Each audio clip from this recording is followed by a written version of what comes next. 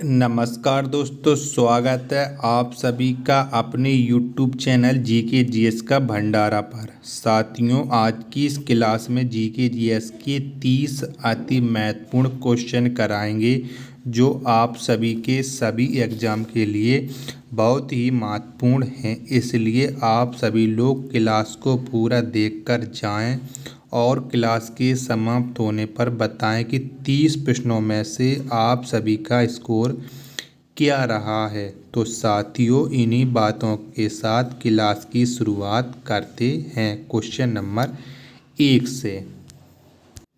तो question number पहला है आपके सामने कि भारत के साथ व्यापार करने का चार्टर महारानी एलिजाबेथ द्वारा कब दिया गया था। तो कब दिया गया था महारानी एलिजाबेथ के द्वारा चार्टर एक्ट। तो ये दिया गया था 31 दिसंबर 1600 में। कब? 31 दिसंबर 1600 में। ऑप्शन नंबर बी इसका राइट आंसर हो जाएगा। अगला प्रश्न है आपके सामने की दूसरा, भारतीय राष्ट्रीय आंदोलन के प्रारंभ से ही उग्र राष्ट्रवादियों का भी वर्ग था। निम्न में से कौन नहीं शामिल है। तो उग्रवादी दल सब जो समाजवादी थे, इसमें कौन शामिल नहीं है। तो इसमें शामिल नहीं थे गोविंद रानाडे। कौन से? Govind Ranade. Option number B इसका राइट आंसर हो जाएगा। अगला प्रश्न है आपके सामने की व्यक्तिगत सत्याग्रह किस गवर्नर जनरल के काल में हुआ। तो किस गवर्नर जनरल काल में हुआ था। तो ये हुआ था लॉर्ड लिनथगो के काल में। ऑप्शन नंबर बी इसका राइट आंसर हो जाएगा। चौथा प्रश्न है आपके सामने कि भारतीय राष्ट्रीय कांग्रेस की पूर्ववर्ती संस्थाओं में सबसे पहली और प्रमुख संस्था थी। तो कौन थी। तो ये थी ब्रिटिश इंडिया एसोसिएशन। कौन सी? British India Association. Option number c इसका राइट आंसर हो जाएगा।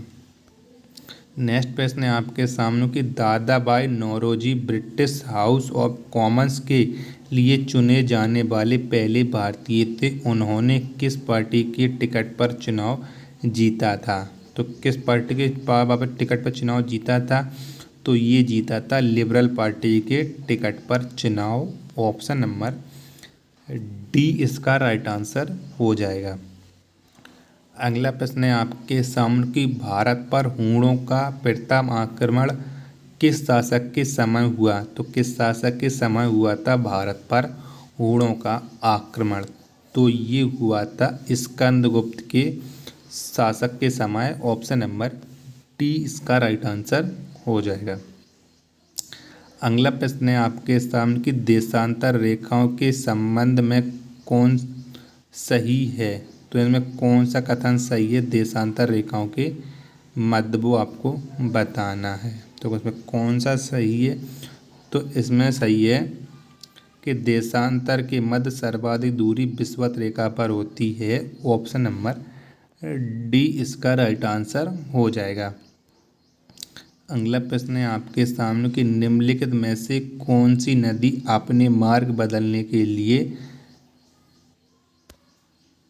जानी जाती है। तो कौन सी नदी जानी जाती है मार्ग बदलने के लिए। तो ये जानी जाती है कोसी नदी। कौन सी नदी? कोसी नदी। ऑप्शन नंबर सी इसका राइट आंसर हो जाएगा। अगला प्रश्न है आपके सामने कि ऐहोल अभिलेख किस शासक से संबंधित है। तो किस शासक से संबंधित है ऐहोल अभिलेख। तो ये संबंधित है पुलकेशिन द्वितीय से। किससे? पुलकेशिन द्वितीय से। ऑप्शन नंबर सी इसका राइट आंसर हो जाएगा। नेक्स्ट प्रश्न है आपके सामने कि महावस्तु महात्मा बुद्ध का जीवन वृत्तांत है। इसका संबंध किस शाखा से है। तो किस शाखा से है इसका संबंध।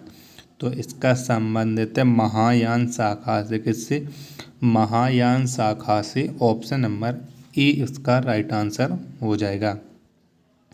अगला प्रश्न है आपके सामने कि सत्यमेव जयते किस उपनिषद में संग्रहित है।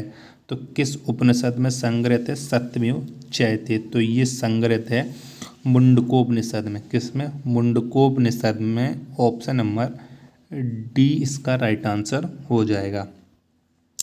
अगला प्रश्न है आपके सामने कि अकबर द्वारा बनाए गए उपासना भवन का क्या नाम था? तो क्या नाम था अकबर द्वारा बनाए गए उपासना भवन का? तो इसका नाम था इबादत खाना। क्या? इबादत खाना। ऑप्शन नंबर सी इसका राइट आंसर हो जाएगा। नेक्स्ट है आपके सामने कि न्यूकैसल पोर्ट जो दुनिया का सबसे बड़ा कोयला निर्यात बंदरगाह है, यह किस देश में स्थित है? तो किस देश में यह स्थित है? तो ये स्थित है ऑस्ट्रेलिया में। कहाँ पर है? ऑस्ट्रेलिया में। ऑप्शन नंबर बी इसका राइट आंसर हो जाएगा। सुप्रसिद्ध संगीतकार तानसेन और बैजू बावरा किसके शासनकाल में सुविख्यात थे? तो किसके शासनकाल में ये सुविख्यात थे? तो ये सुविख्यात थे अकबर के शासनकाल में। किसके में? अकबर के में। ऑप्शन नंबर बी इसका राइट आंसर हो जाएगा। अगला प्रश्न है आपके सामने कि परिपथ के किन्हीं दो बिंदुओं के बीच विभवांतर मापने के लिए किसका प्रयोग किया जाता है? तो किसका प्रयोग किया जाता है दो बिंदुओं के बीच विभवांतर मापने के लिए? तो ये प्रयोग किया जाता है वोल्ट मीटर का। किसका? वोल्ट मीटर का। ऑप्शन नंबर सी इसका राइट आंसर हो जाएगा। अगला प्रश्न है आपके सामने कि किस मृदा प्रारूप में लोहे के अतिरिक्त मात्रा होने के कारण अनुवर्तक हो जाती है? तो किस में हो जाती है? तो किस मृदा में हो जाती है लोहे की अतिरिक्त मात्रा? तो ये हो जाती है लैटेराइट मृदा में। ऑप्शन नंबर सी इसका राइट आंसर हो जाएगा। नेक्स्ट आपके सामने कि मानव शरीर में सर्वाधिक मात्रा में पाया जाने वाला तत्व है, तो कौन सा तत्व मानव के शरीर में सर्वाधिक मात्रा में पाया जाता है? तो ये पाया जाता है O2 जिसे हम कहते हैं ऑक्सीजन। ऑप्शन नंबर सी इसका राइट आंसर हो जाएगा। अगला आपके सामने कि बायोगैस संयंत्र में निम्नलिखित में से कौन सी प्रक्रिया होती है? तो कौन सी प्रक्रिया होती है बायोगैस संयंत्र में? तो इसमें प्रक्रिया होती है किंडवन। कौन सी? किंडवन प्रक्रिया। ऑप्शन नंबर ए इसका राइट आंसर हो जाएगा। नेक्स्ट क्वेश्चन आपके सामने कि याददाश्त का संबंध मस्तिष्क के निम्न में से किस भाग से है? तो किस भाग से है याददाश्त का संबंध? तो इसका संबंधित है सेरेब्रम से। किससे? सेरेब्रम से। ऑप्शन नंबर डी इसका राइट आंसर हो जाएगा। नेक्स्ट प्रश्न है आपके सामने कि जैव सेल क्या है? तो क्या है जैव सेल? ये आपको बताना है। तो ये है कोयला। क्या है? कोयला है जैव सेल। ऑप्शन नंबर ए इसका राइट आंसर हो जाएगा। अगला प्रश्न है आपके सामने कि प्रकाश के संबंध में कौन सा कथन सत्य है? तो कौन सा कथन सत्य है प्रकाश के संबंध में? तो इसमें सत्य है ऑप्शन नंबर डी। ये चारों कथन सत्य हैं। ऑप्शन नंबर डी इसका राइट आंसर हो जाएगा। नेक्स्ट प्रश्न है आपके सामने कि वायुमंडल में प्रकाश के वितरण का कारण है? तो वायुमंडल में प्रकाश की वितरण का क्या कारण है? तो इसका कारण है धूल कण। कौन सा?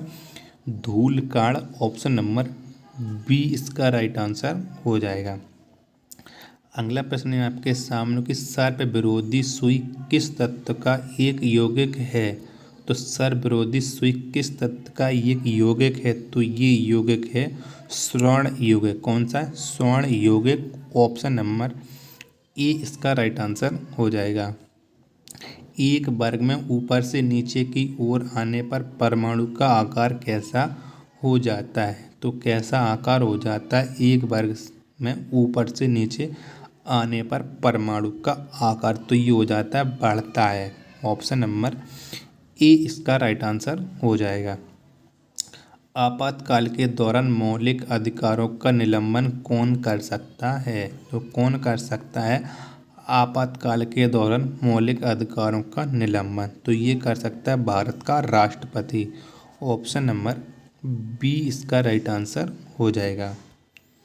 नेक्स्ट आपके सामने की निम्न में से कौन सी औषधि क्रांति प्याज और झींगा उत्पादन से संबंधित है। तो कौन सी क्रांति संबंधित है झींगा और प्याज उत्पादन से? तो ये संबंधित है गुलाबी क्रांति। कौन सी? गुलाबी क्रांति। ऑप्शन नंबर डी इसका राइट आंसर हो जाएगा। संविधान संशोधन प्रक्रिया संविधान के किस भाग में उल्लेखित है?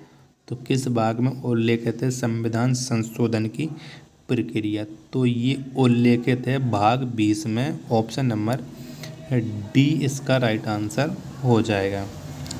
अगला प्रश्न है आपके सामने कि 1833 के चार्टर अधिनियम के अंतर्गत प्रथम विधि आयोग का गठन किसके अध्यक्षता में किया गया? तो किसकी अध्यक्षता में किया गया था? तो ये किया गया था लॉर्ड मैकाले की अध्यक्षता में। ऑप्शन नंबर बी इसका राइट आंसर हो जाएगा। अगला प्रश्न है आपके सामने कि भारतीय संविधान में विधि के समक्ष समानता किस देश के संविधान से लिया गया? तो ये किस देश के संविधान से लिया गया विधि के समक्ष समानता? तो ये लिया गया ब्रिटेन के संविधान से। किसके? ब्रिटेन के संविधान से। ऑप्शन नंबर डी इसका राइट आंसर हो जाएगा। और आज के प्रैक्टिस सेट का लास्ट प्रश्न है कि निम्नलिखित में से किसके अनुमोदन से भारत की संचित निधि से पैसा निकाला जाता है? तो किसके अनुमोदन से निकाला जाता है भारत की संचित निधि से पैसा? तो ये निकाला जाता है भारत की संसद की अनुमति पर। ऑप्शन नंबर डी इसका राइट आंसर हो जाएगा। तो अब आप सभी बताइए कि आप सभी लोगों ने 30 प्रश्नों में से कितने प्रश्न सही किए हैं। वीडियो आपको पसंद आई हो तो वीडियो को आप लाइक कर दीजिएगा। चैनल को आपने सब्सक्राइब नहीं किया तो चैनल को जरूर सब्सक्राइब कर लीजिएगा। मिलते हैं अपने नेक्स्ट प्रैक्टिस सेट में, तब तक के लिए धन्यवाद। जय हिंद प्यारे साथियों।